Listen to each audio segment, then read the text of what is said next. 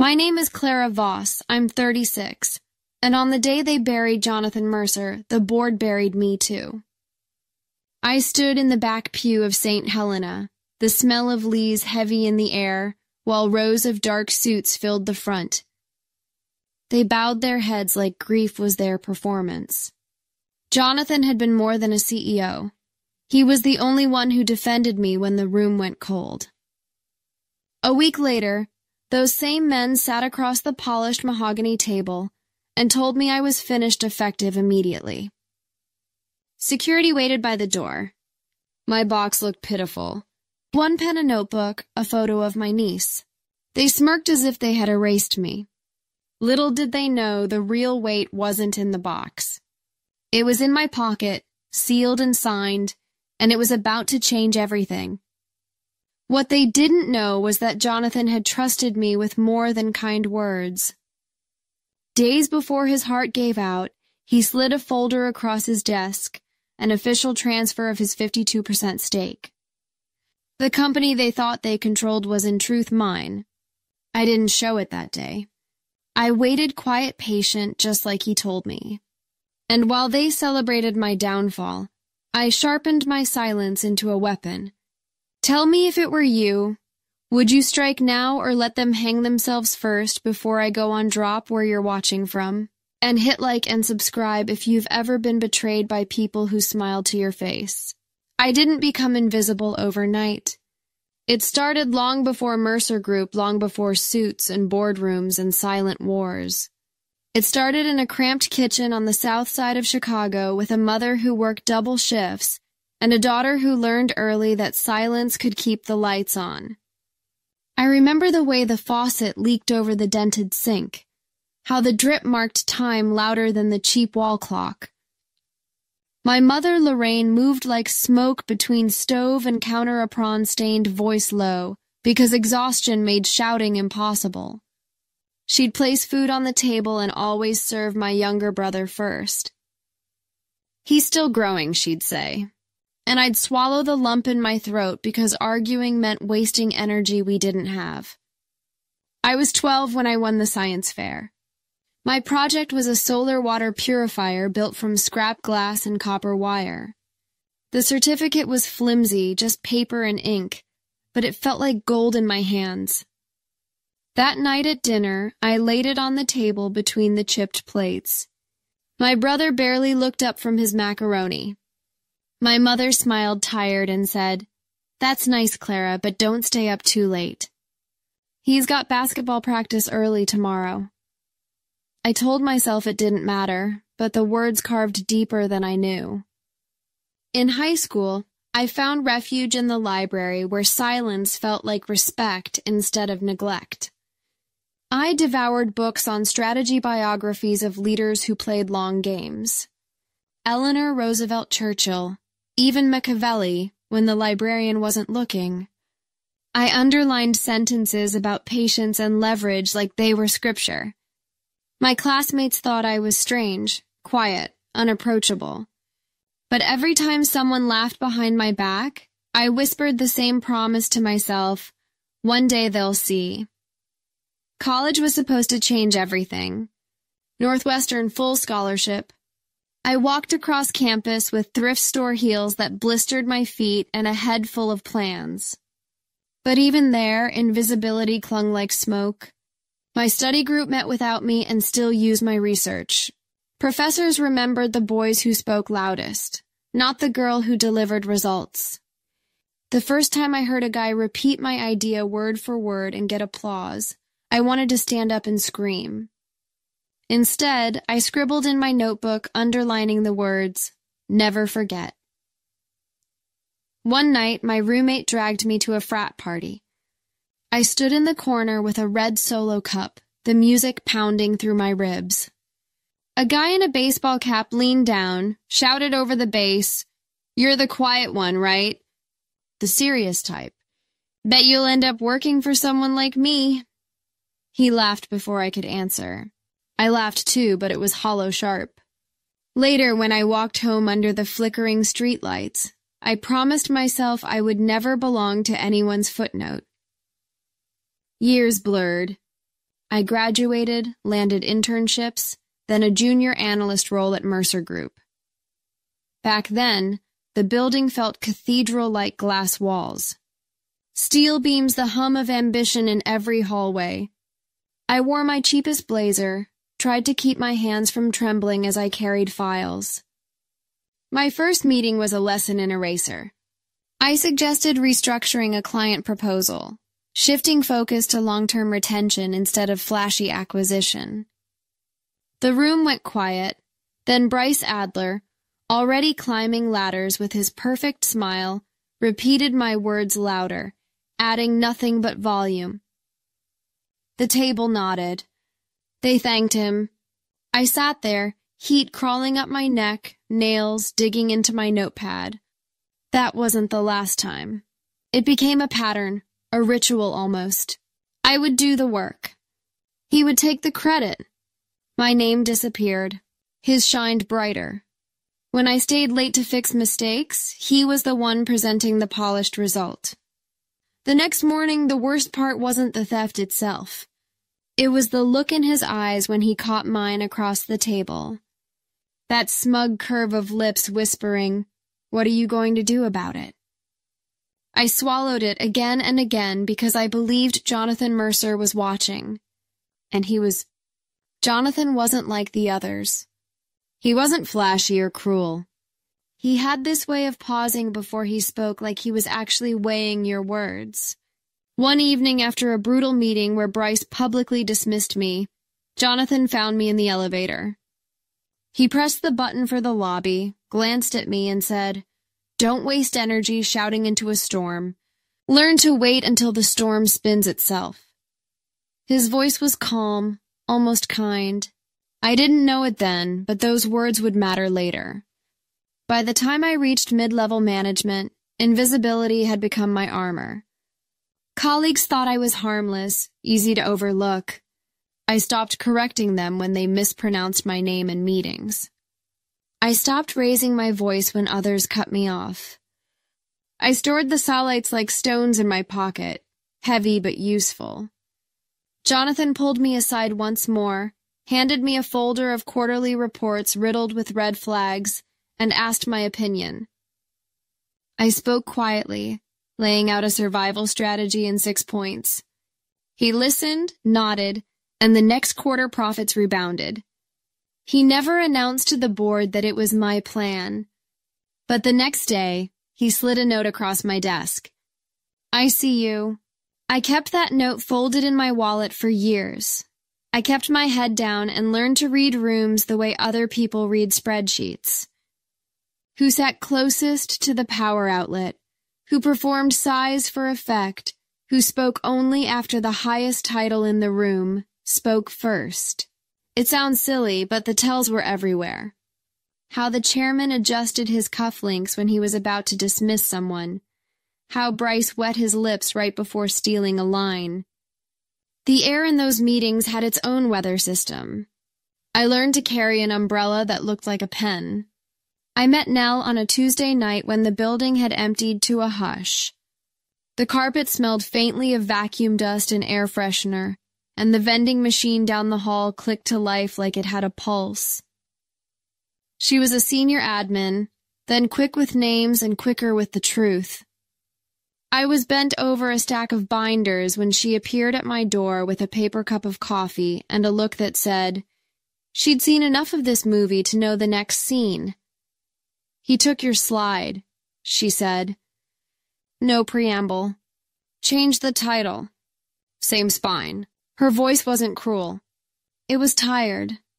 I felt heat rise in my face and reached for the cup. "Thanks." She tilted her head toward the copy room. "You want the time-stamped version for your records?" It was the first time anyone in that building offered me proof I wasn't imagining things. I nodded. She printed it, slipped it into a manila folder, and tapped the corner with her nail. "Save this. Not because you'll use it now, because one day someone will tell you none of it happened."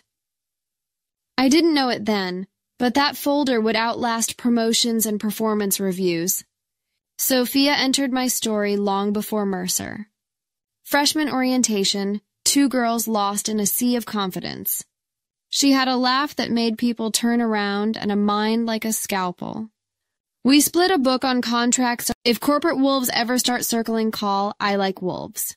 I slid the card behind Jonathan's note in my wallet. Some promises you keep 'cause you hope you'll never need them. My mother and I kept our dance even as my life grew sleeker on the outside. I sent money home on the 1st of every month, facing the same long pause on the phone before she said, "Thank you." Like gratitude was a closet she had to unlock. At Christmas, I took the train to our old neighborhood with a bag of gifts that looked too expensive for that living room. She handed my brother courtside tickets and me a sweater that still had the security tag attached, as if she'd been caught halfway through the thought. "They wouldn't take it off," she said, cheeks pink. "They said to come back tomorrow." I smiled and told her it didn't matter. Later, lying on the couch, I felt the tag dig into my shoulder blade like a small exact truth. I fell asleep to the sound of the leaky faucet and woke with my jaw sore from clenching. The first time I watched Victoria Hale in a meeting, I learned what it looks like when someone owns their silence.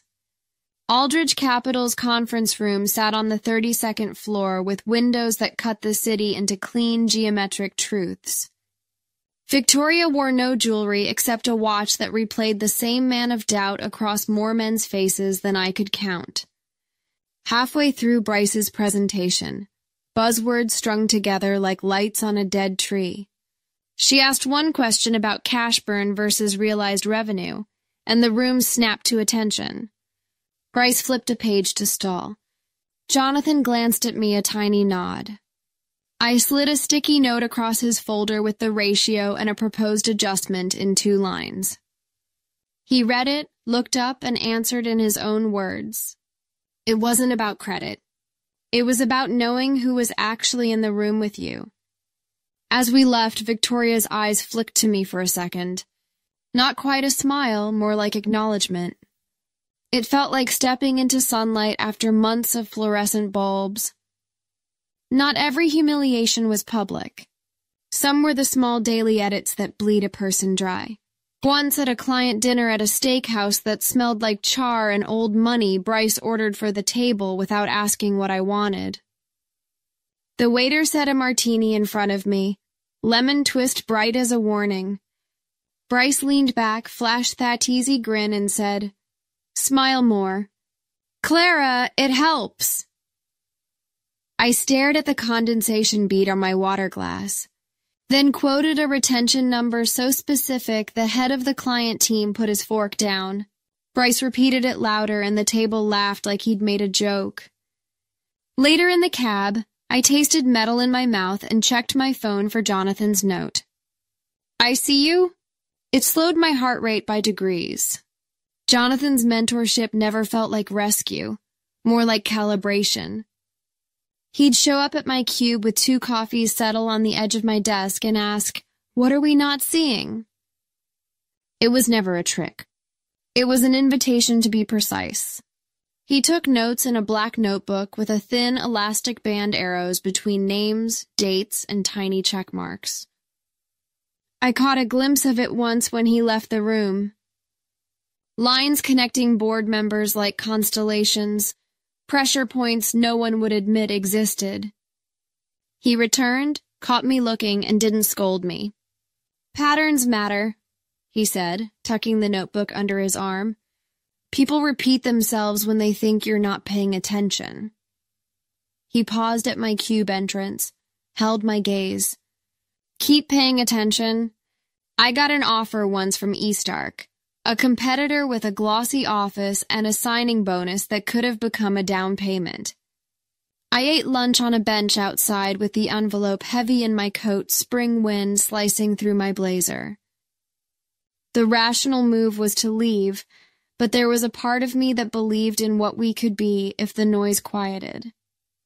That afternoon, I walked into Jonathan's office and told him about the offer.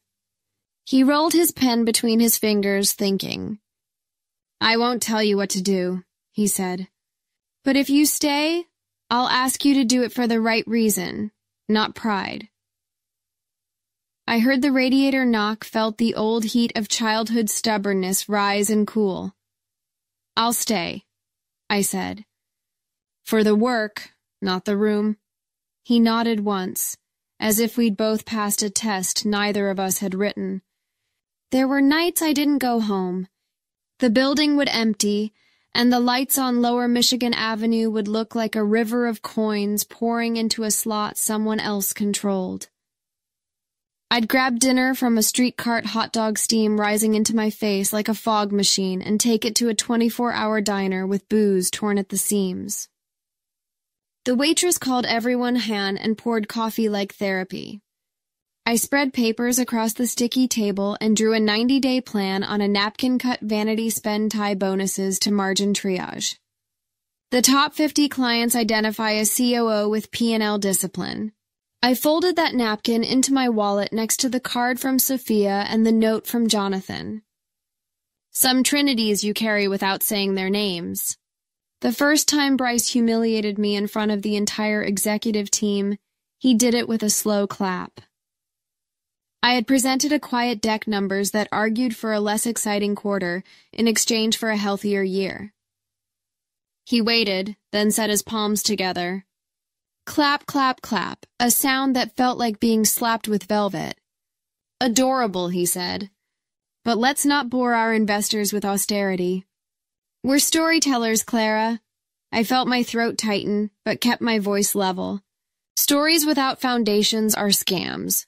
The room laughed, not because it was funny, but because they feared the gravity of silence. Jonathan didn't smile. He asked Bryce to articulate the downside risk. Bryce used more words and said less. I took notes on his avoidance like I could inventory it and sell it back to him at a markup. There were small, precise mercies.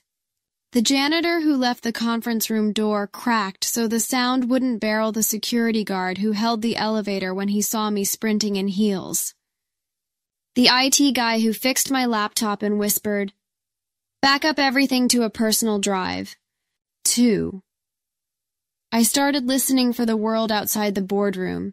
The clatter of the cafeteria line, the sigh of the elevator cable, the way people told the truth when they thought no one important was looking. Almost no one is unimportant in a crisis. That was one of the first rules I wrote to myself.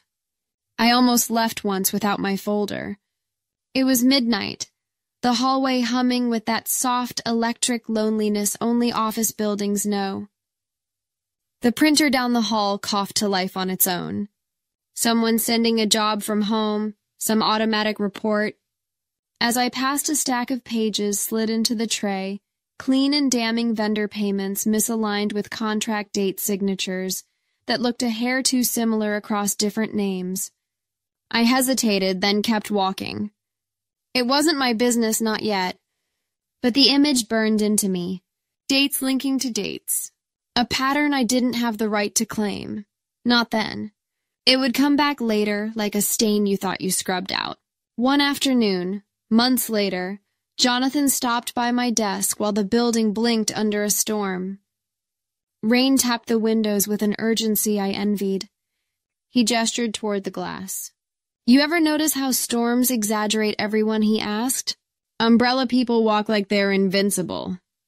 The rest hunch run, splash, but water finds all of us." I waited. He softened his voice. "You think your quiet is complicity? It isn't, it's selection. Don't confuse the two." I wanted to cry at the accuracy of it and didn't. He left without asking if I understood because he already knew I did. If you'd asked me then why I stayed, I would have said the work. But if you pressed, if you caught me at the diner at 2 a.m. with coffee that tasted like pennies and pages stained with ketchup, I would have told you the truth. I stayed because I was learning the language of power without having to speak it out loud, and because someone somewhere in that building saw me. I thought that was enough. Small glimpses of a world where I mattered.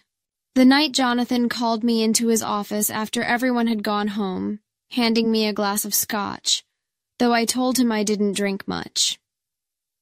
He sat behind that oak desk lamplight, haloing his silver hair, and said, "You remind me of myself when I started. Everyone underestimated me, too. It was my favorite weapon." He slid a thin folder toward me.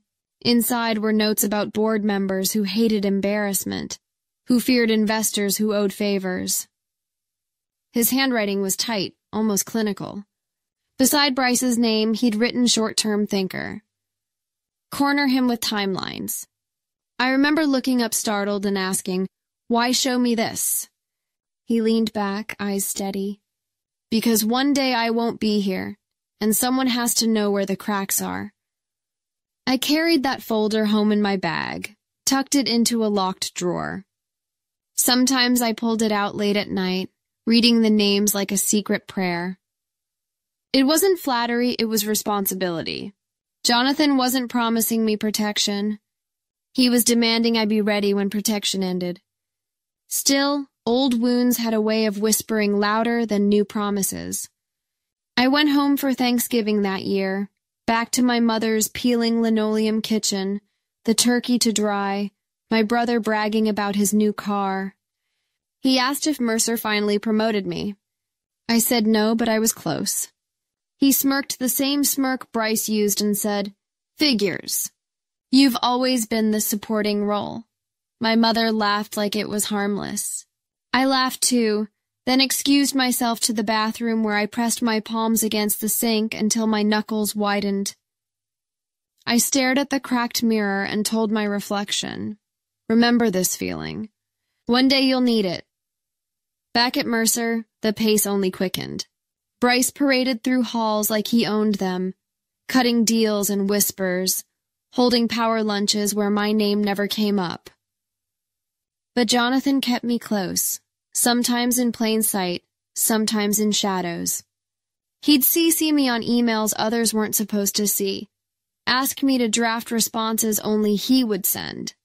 Once he invited me to sit in on a call with Aldridge Capital. I barely spoke, but Victoria Hale's eyes flicked to me again. That same unreadable recognition. When the call ended, Jonathan said, "You don't need to speak for them to hear you. Remember that." There were nights the loneliness threatened to drown me. I'd ride the elevator down past midnight heels in my hand city lights bleeding into the Chicago River. I'd pass couples laughing outside bars, the smell of beer and cigarette smoke rolling into the street. I'd clutch Jonathan's note in my wallet. "I see you like a talisman." It didn't erase the ache, but it steadied my steps. Then came the health scare. Jonathan collapsed during a meeting. For a few minutes, the room was chaos papers, flying phones, dialing people shouting his name.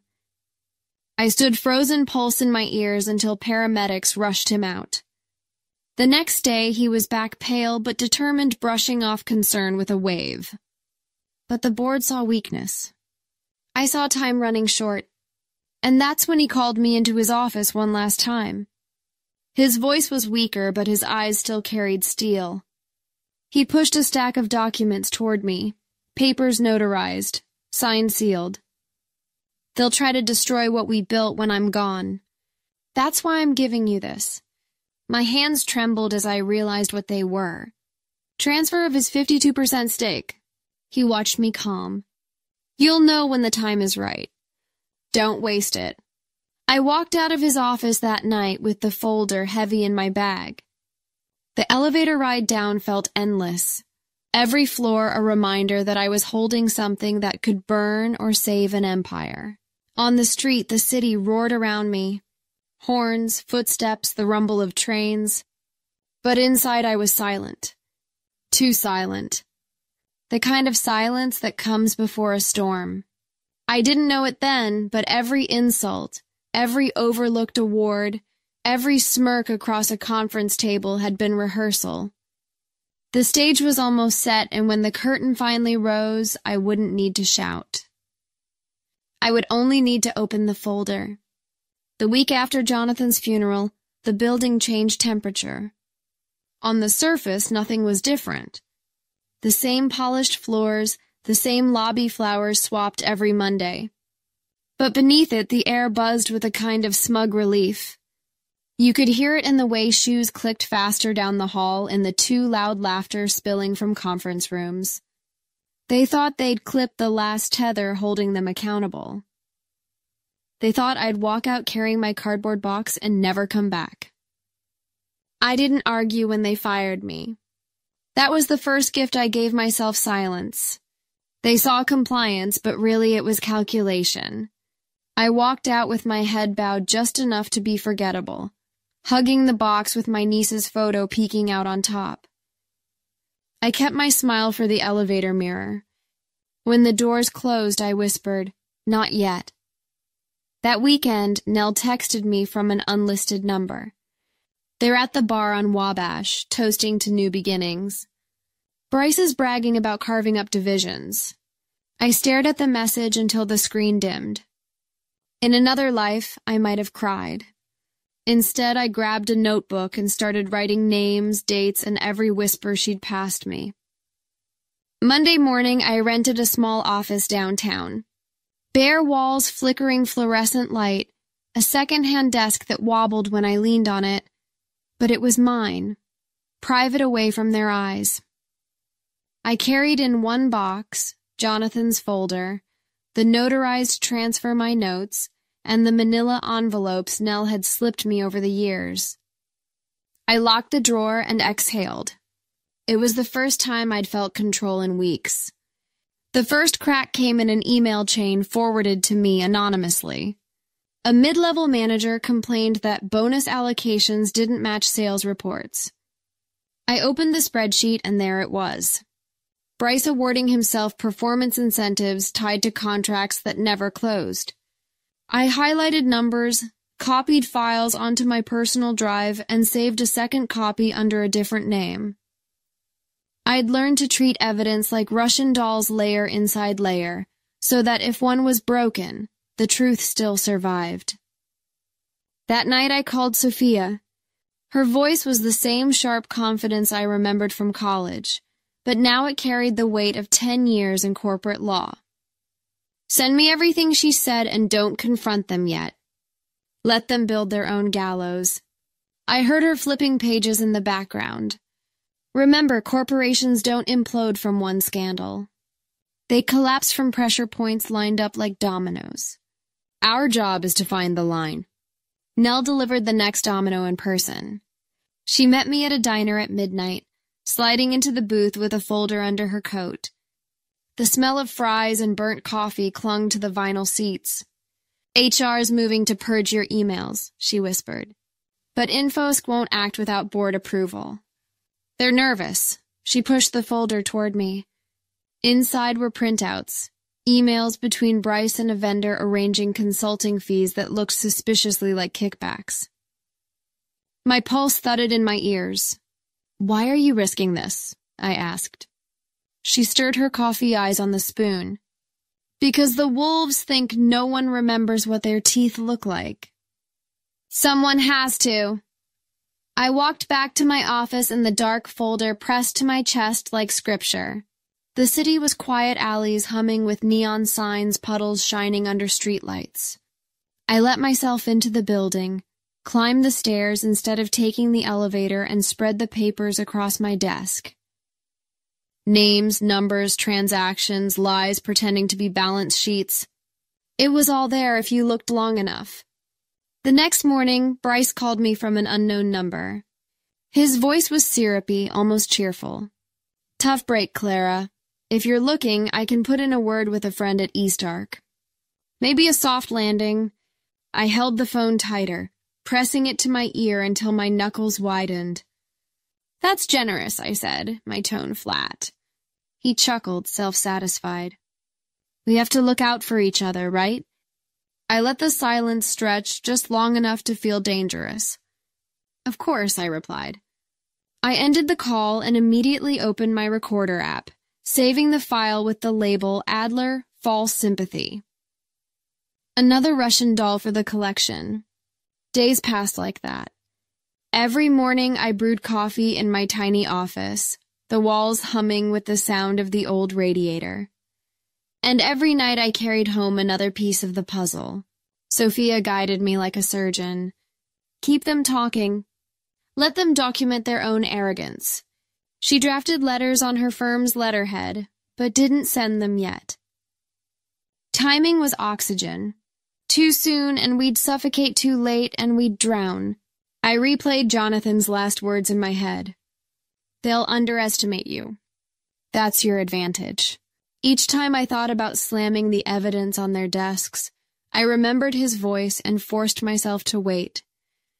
Waiting became its own discipline. I stopped flinching at my phone, buzzing, stopped checking my bank account every hour. I let silence work, but silence doesn't erase grief. At night in my apartment, I poured wine and stared at Jonathan's photo on my desk. He had believed in me when no one else did. I whispered into the empty room. I hope I'm doing this right. The city answered with sirens and the distant clatter of trains. I didn't know it yet, but the real evidence, the kind that could break not just Bryce, but the entire board, was already in my possession, hiding in Jonathan's black notebook. I just hadn't opened the last page. I found the notebook on a Wednesday night, the city half asleep, thunder rolling far off over Lake Michigan. It had been sitting in the locked drawer since the day Jonathan handed me the transfer papers. Thin black cover elastic band stretched loose. I hadn't dared to open it fully before. That night, with wine in my glass and the buzz of the streetlights flickering through my blinds, I finally did. His handwriting? It's a playbook. He was preparing you. She tapped the page with Bryce's name. We can use this, but carefully. You don't want to show your hand until you're holding the gavel. We spent hours drafting contingencies, letters to investors ready to send at a moment's notice, motions prepared for Delaware Chancery arguments lined up like soldiers. Every scenario had a counter, every attack a shield. By the time I left, my bag was heavier, my head buzzing with the weight of it all. That night, Bryce called again. His tone was different now, still smug, but edged with something sharper. Clara, I hope you're not listening to gossip. You know how people talk. Best thing you can do is move on. Find something new. Don't hang around. It'll only hurt you. I let him speak, recording the whole thing until he slipped.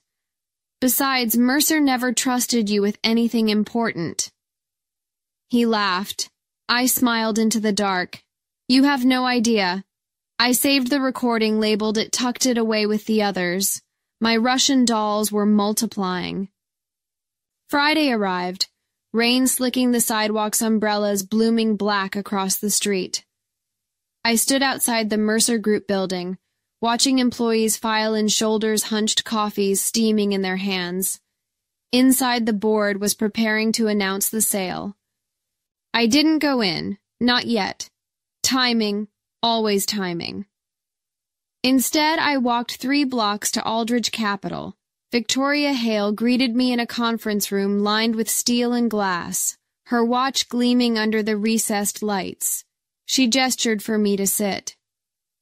We hear rumors, she said. We don't invest in rumors. Tell me why we should believe you're more than noise. I laid out the numbers. Bonus allocations, misaligned vendor kickbacks divisions sold for short-term gains. I showed her the spreadsheets, careful not to reveal the notebook yet. She listened without interrupting, her fingers steepled under her chin. Finally, she said, if what you're saying is true, the board is bleeding this company dry. What's your play? I took a breath. I hold 52%. Jonathan transferred it before his death. It's notarized, validated. I haven't revealed it yet because if I walk in too early, they'll bury me in litigation. I need investor backing before I strike. If Aldridge supports me, we can stabilize before the vultures move in. Her eyes sharpened. For a moment, the silence pressed heavy between us. Then she nodded once. Prove the stake is airtight. Deliver a restructuring plan within 90 days. Do that, and Aldridge stands with you. I walked out into the rain with my pulse hammering. For the first time, I wasn't just holding Jonathan's trust. I was turning it into leverage. Back in my apartment that night, I spread everything across the floor. The notebook nails folders, Sophia's drafts, the recordings of Bryce. My cat, an old stray I'd taken in years ago, stepped gingerly over the piles curling beside me as if guarding the evidence. I stared at the mess, the paper cut stinging my fingers, and whispered, "This is it. This is how I burn them." But as the hours stretched, doubt crept in. What if they claimed Jonathan wasn't of sound mind? What if they dragged it through courts for years, draining me until I broke? I pressed my palms to my eyes, tears threatening the old ache of invisibility, whispering that maybe they were right. Maybe I was nothing more than background noise. Then I opened the notebook again, found the line underlined twice. "Steady hands, don't waste them." I exhaled slowly. My hands weren't shaking anymore. By Sunday night, Sophia had filed preliminary motions under seal. Nell had promised more documents proof of Bryce's expenses. Victoria was waiting for my 90-day plan. The board thought I was finished. They were already clinking glasses, dividing pieces of the empire like scavengers around a carcass. What they didn't know was that every toast, every careless email, every word they spoke in rooms without me was fuel. And when the fire started, it would burn hotter because they'd handed me the matches themselves. I didn't know exactly how it would unfold yet, but I knew this come Monday morning, the silence would end. The weekend before the strike felt like standing on the edge of a cliff, wind battering my face, knowing I had wings, but not yet trusting them. My downtown office smelled of ink and dust papers, stacked high yellow sticky notes clinging to the walls like war graffiti. I spent hours pacing planning, then sitting still, staring at the black notebook Jonathan had left me. Every name, every arrow he'd drawn, I rehearsed like lines in a script. Sophia came by Saturday morning, hair pulled into a knot, eyes sharp with caffeine and purpose. She spread out folders across my desk. "We'll need 3 fronts," she said. "Legal, financial, psychological. Legal is airtight. The notarization, the physician's note, the witnesses. Financial, we lean on Aldridge to anchor stability. Psychological, that's all you." I frowned. Psychological. She smiled thinly. "You've been invisible for years. That's a weapon. They don't believe you can fight. Use it. Walk in calm. No fireworks. Make them feel the floor vanish beneath them with nothing more than paper."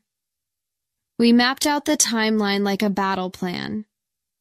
Monday morning, I'd walk into Mercer Group with a sealed envelope from Sophia's firm. Inside, a letter citing my authority. As majority shareholder, my right to attend any board meeting. At the same moment, Victoria at Aldridge would send a statement of conditional support, quietly but firmly, signaling to other investors that I wasn't bluffing. By the end of that meeting, the board would see me not as a discarded VP, but as the storm Jonathan promised. That afternoon, I drafted my 90-day plan. Coffee steamed beside me, the city buzzing beyond the window. I wrote freeze non-essential spending, audit auto-renew contracts, reassign bonuses from empty bookings to real margin, build a retention triage for top 50 clients, recruit an interim COO with P&L discipline. I could hear Jonathan's voice with each bullet point steady, measured, precise. When the draft was done, I emailed it to Victoria with a single line. Execution begins Monday. At midnight, doubt crept in like smoke. I sat on the floor surrounded by papers, wine glass, empty cat purring against my leg. The old voice whispered, "You'll fail. They'll laugh. They'll smear your name until no one remembers Jonathan's trust." I clenched my fists until nails dug crescent into my palms. Then I opened the notebook again, finding Bryce's name, Jonathan's note, short-term thinker. "Corner him with timelines," I whispered aloud. That's what Monday is. His deadline. Sunday morning, Nell slipped into the diner booth across from me, her coat still damp from rain. She slid a flash drive across the Formica. Expense report. She whispered, "Proof Bryce billed the company for trips he never took. Vegas, Miami ghost flights." She looked me in the eye. "Use it when it hurts most." I tucked the drive into my bag. "You don't have to keep risking this." She shrugged. "Neither do you." But here we are back in my apartment. I rehearsed not lines exactly, but silence. How to hold a pause until it burned. How to let Bryce rant and meet his words with stillness. I practiced in the mirror, shoulders squared and my navy suit hair pulled back. I didn't need theatrics. I needed inevitability. Sophia called that evening, her voice steady as stone. "Remember, they'll try to provoke you. Don't bite. The louder they get, the calmer you become. It unnerves them." "Calm," I repeated as if the word itself were armor. "Exactly." "Quiet power," she said. "Jonathan taught you that. Now use it." I slept little that night. I dreamed of my childhood kitchen. I tried to speak, but no sound came out. I woke before dawn, sweat cold on my back, and whispered into the dark. Not this time. By sunrise, I was dressed documents sealed in my briefcase plan memorized in my bones. The city stirred awake below taxis, honking steam rising from manholes. I poured one last cup of coffee, stood at the window, and watched the skyline sharpen against the pale sky. They thought they'd ended me with a cardboard box. Monday, I would hand them a coffin lined with their own signatures. As I locked my apartment door, I felt strangely calm. Not triumphant, not fearful, just ready. Jonathan's words echoed. "They'll underestimate you. That's your advantage." For years, they had treated me as background noise. Now silence was about to become thunder. The lobby guard hesitated when I stepped into Mercer Group that Monday morning. His brows pulled tight like he couldn't decide if he should block my way or let me pass. After all, the board had terminated me. I slid a sealed envelope across the counter. The letterhead gleamed with Sophia's firm's logo. His eyes darted across the page, shoulders stiffening. He nodded, once picked up the phone and called upstairs. Within minutes, 2 men in tailored suits were sent down to escort me, not out of the building this time, but up to the 32nd floor. The elevator hummed as it rose. My reflection stared back at me in the mirrored walls. Navy suit sharp against pale skin hair, pulled tight lips pressed into a calm line. I focused on my breathing. Jonathan's words steadied me. Quiet power. The boardroom looked the same as always. Polished mahogany table leather chairs. Floor-to-ceiling windows bleeding pale daylight across the skyline. But the moment I stepped inside, the atmosphere cracked. Bryce Adler's smirk faltered, then hardened into a scowl. Richard Halloway cleared his throat, adjusting his cufflinks the way he always did before dismissing someone. What is she doing here? Bryce muttered, his voice dripping contempt. I set my briefcase down gently like I had all the time in the world. Good morning, gentlemen. I believe I have every right to be here. Richard straightened. Clara, this meeting is for board members only. As you know, your employment was terminated last week. Without a word, I slid a folder across the glossy wood. The chairman opened it and the room stilled. Confusion twisted into disbelief, then horror. Pages notarized signatures sealed physicians at a station dated days before Jonathan's death. A transfer of 52% ownership ironclad. This can't be real, Richard whispered, color draining from his face. It's very real, I said, my voice. Even 3 days before his passing, Jonathan Mercer transferred his majority stake to me. That makes me the controlling shareholder of this company. The silence pressed heavy, broken only by the hum of the HVAC. Then Bryce slammed his fist against the table, the sound sharp as a gunshot. Outrageous. You expect us to believe Mercer handed control to you of all people? I met his glare without flinching. Believe what you want. The documents are valid, witnessed, and filed. I've already spoken to my attorney. As of this moment, your authority is subject to my approval. The room erupted, half the board whispering furiously, others rifling through the papers as if desperate to find a flaw. Bryce leaned forward, spitting venom. She's bluffing. She has no experience, no standing. Mercer would never trust her with this. I allowed myself the faintest smile. Funny, because he did. And unlike you, Bryce, he valued results over noise. His face reened.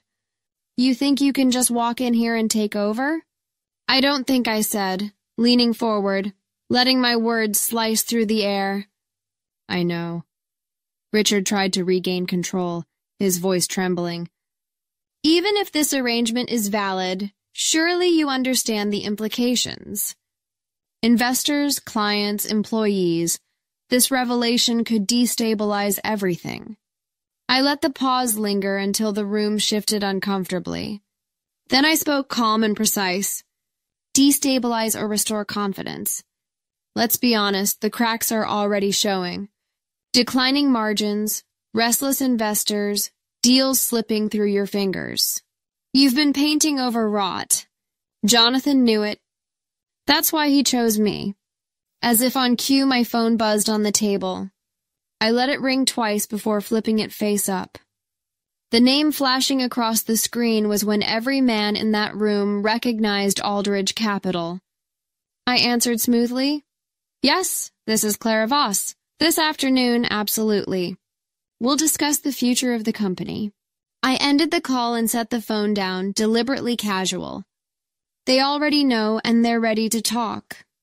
The look on Bryce's face was priceless shock slipping into fear. He clenched his jaw so hard I could hear the grind of his teeth. For the next hour, they scrambled. They questioned the legality, muttered about capacity, tried to twist technicalities. Each time I countered with the evidence Sophia had prepared. Witnesses' physicians note notarization. They had no foothold. Bryce lashed out, his voice rising. You're unstable, opportunistic. You preyed on a dying man. I stayed silent until the words hung heavy in the air, then said, Jonathan saw me. Even when you tried to make me invisible, he chose me because he knew I had what you never will. Patience. The words cut deeper than shouting ever could. Finally, I stood sliding the documents back into my folder. Gentlemen, I'll give you the rest of the day to adjust to the new reality. Tomorrow morning, we'll reconvene to discuss restructuring properly this time. I turned and walked out, every eye on me. The hallway outside was lined with assistants pretending not to eavesdrop. Their gazes followed me, curious, uncertain. I offered a small, calm smile. For the first time in years, the weight I carried wasn't shame or invisibility. It was power. Not loud, not flashy. Quiet, steady, unshakable. And in that silence, I could almost hear Jonathan's voice. Let them move first, then make it final. The courthouse smelled of marble dust and old paper, the kind of scent that clings to history. At Tenthouse a.m., the Chancery Judge listened as the board's lawyers argued Jonathan had lacked capacity when he signed the transfer. They threw words like opportunistic and fraudulent into the air, hoping one would stick. Sophia stood beside me, calm eyes sharp, her binder thick with evidence. She laid out the notarization, the physician's letter, declaring Jonathan fully oriented the witness statements. Then she played a recording Jonathan's voice steady taken days before his death, discussing strategy with his doctor present. The courtroom went silent. The judge leaned forward, steepling his fingers until ownership is resolved. No asset sales, no executive changes, no major contracts. Status quo is preserved. His gavel struck once. The sound echoed like a final nail in the board's coffin. Outside, Bryce stormed past cameras, his face red, his tie askew. Reporters shouted questions, but he didn't stop. Richard trailed behind, his composure cracked.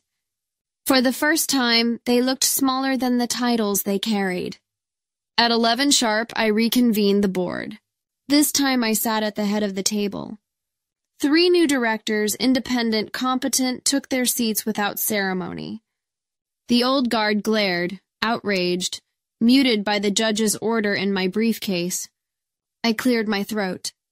This company belongs to its clients, its employees, and its shareholders, not to egos. That ends today. Then I turned to Bryce. Your resignation is effective immediately. Compensation frozen pending audit. His mouth opened, then closed again. He glanced around the table, searching for support that wasn't there. The silence swallowed him whole. Richard shifted uncomfortably, but said nothing. He knew the game was over. By afternoon, Aldrich issued a statement supporting the transition. Other investors followed suit, their cautious words threaded with relief. Staff received an internal email. Effective immediately, Claravas assumes operating authority as majority shareholder and interim chair. My phone buzzed nonstop. Congratulations. Shock thinly veiled sick of fancy. Nell texted, never seen so many people suddenly remember your name. Yet as evening fell and the building emptied, I sat alone in the corner office that wasn't mine a week ago. The skyline burned gold in the windows. On my desk sat Jonathan's photo, his black notebook beside it. I traced the cover with my fingers, feeling the weight of his trust. I didn't feel triumph. I felt responsibility. He hadn't given me 52% for revenge. He'd done it to protect what he built from those who would hollow it out. Justice, not vengeance. Still, as I opened the notebook, one line caught my eye. Scrolled on the final page. Steady hands. But beware the traitor within. A chill slid down my spine. Bryce was finished. Yes, but Jonathan had known there was someone else. Someone still seated at that table. I closed the notebook slowly, the city humming beyond the glass.